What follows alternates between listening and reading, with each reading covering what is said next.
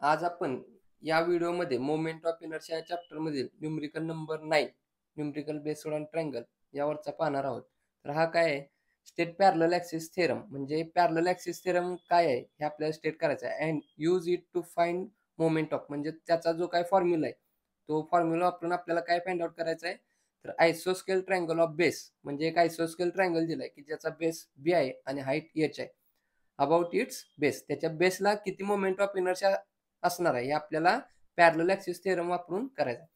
सर्वात प्रथम parallel axis theorem आपण पाहिलेला आहे. आपला जो लेसन नंबर 1 होता त्यामध्ये आपण सगळे पॅरलल ॲक्सिस थेरम म्हणजे काय असतो अजून एकदा आपण इथे तो पाहूया. पॅरलल ॲक्सिस थेरम म्हणजे काय? एखाद्या बॉडीचा जो काय सेंट्रॉइड आहे, सेंट्रॉइड म्हणजे असा बॉडीचा एक पॉईंट की त्या पॉईंटला बॉडी काय होते, बॅलन्स होते. त्या पॉईंटला एक हॉरिझॉन्टल ॲक्सिस असतो एक्स एक्स आणि त्यातूनच एक वर्टिकल जाणारा वाय वाय असतो. म्हणजेच काय पॅरलल ॲक्सिस थेरम म्हणजे काय?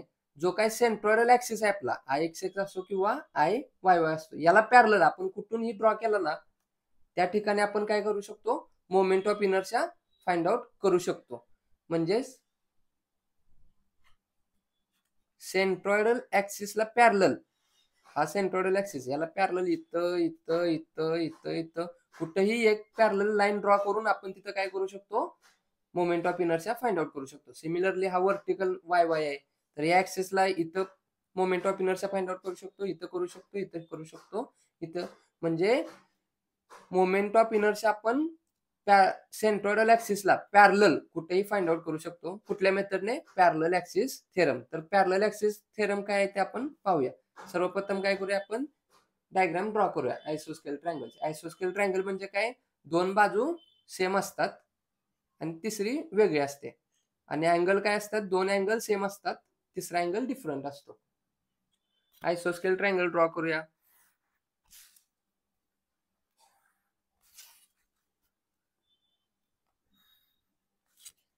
याची बेस आपल्याला किती दिले? बी आणि हाईट एच दिले.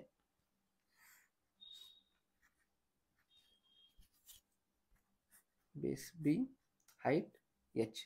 आणि याच्या बेसला आपल्याला काय फाइंड आउट करायला सांगितलंय? Moment of inertia. म्हणजेच काय, याचा सेंट्रॉइड इथं असणार आहे. एक्स एक्स ॲक्सिसला पॅरलल आपल्याला इथं काय करायचं आहे, बेसला moment of inertia find out करायचे. पण नाव देऊया याला ए बी सी. ओके, म्हणजे आय बी सी आपल्याला काय करायचं आहे, फाइंड आउट करायचं आहे. हा एक्स एक्स ॲक्सिस असणार, हा वाय वाय ॲक्सिस असणार आहे. चला मग पॅरलल ॲक्सिस थेरम वापरून आपण काय करूया, फाइंड आउट करूया. आय बी सी हा एक्स एक्स ॲक्सिस आहे, याला पॅरलल इथं फाइंड आउट करायचं बेससाठी. कुठं काय सांगितलं आपल्याला? बेसला फाइंड आउट करायला सांगितलं. म्हणजेच काय, B C, I B C is equal to parallel axis theorem काय सांगतो, I G plus A H square. H म्हणजेच काय, हाईट. सेंट्रॉइडल ॲक्सिस पासून ते पॅरलल ॲक्सिसचं डिस्टन्स, त्याला आपण वाय म्हणणार. उभं डिस्टन्स आहे ना हे, म्हणून वाय. जर असं आडवं डिस्टन्स असतं तर एक्स घेतलं असतं. आता सध्या काय करायचं आहे, सेंट्रॉइडल बेसला पॅरलल म्हणजेच आय एक्स एक्स असणार आहे. म्हणून काय करायचं, आय एक्स एक्स प्लस या ट्रायंगलचा एरिया इंटू वाय म्हणजे हे डिस्टन्स, याचा स्क्वेअर.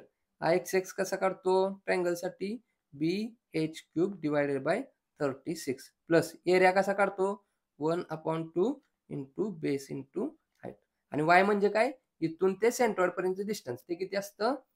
h/3 असतं. हे h/3 आणि इथून ते इथपर्यंत 2h/3 डिस्टन्स असते. म्हणजेच काय, h/3 चा स्क्वेअर. सिम्प्लिफाय करण्याचा ट्राय करूया. B H cube divided by 36 plus हे काय असणार आहे, B H divided by 2 into एचचा स्क्वेअर डिवायडेड बाय 3चा स्क्वेअर 9. अजून पुढे सॉल्व्ह करूया. B H cube divided by 36 plus हा एच स्क्वेअर किती झाला, H cube divided by 9 into 2, 9 2 जा 18. आपल्याला बेस समान करण्यासाठी 18 ला 2 न गुणलं की काय होणार, 36. म्हणून काय होणार, B H cube divided by 36 plus काय करूया, वरती आणि खालती 2 न मल्टिप्लाय करूया BH³ डिवायडेड बाय 18 म्हणजे 18 टू जा 36 दोघात कॉमन आलं म्हणजेच काय होणार BH³ प्लस ट्वाईस BH³ ही 2 आणि ही 1 किती होणार 3 BH³ divided by 36 3 divided by 36 किती होणार 12 3 जा 36 म्हणजे 36 ला 12 न 12 इंटू 3 36 म्हणजेच काय होणार BH³ डिवायडेड बाय 12 म्हणजेच काय IBC बेस म्हणजेच काय I base is equals to BH³ divided by 12 आपण फॉर्म्युलामध्ये पाहिलेलं आहे अबाउट बेस किती असतो आपला BH³ डिवायडेड बाय 12 म्हणजे आपली आन्सर काय आलेला आहे बरोबर आलेला आहे जर आपल्याला ॲपेक्सला सांगितलं असतं तर किती असतं रे BH³ डिवायडेड बाय 4 असतं हे फॉर्म्युले व्यवस्थित लक्षात असू द्या आपला लेसन नंबर 1 त्यामध्ये सर्व फॉर्म्युले पॅरलल ॲक्सिस थेरमची सगळा डाटा त्यामध्ये दिलेला आहे तिथून तुम्ही तो पाहू शकता लेसन नंबर 1 ची जी काय लिंक आहे ती मी डिस्क्रिप्शन मध्ये ठेवतो तिथून तुम्ही तो व्यवस्थित रीड करून घ्या थँक्यू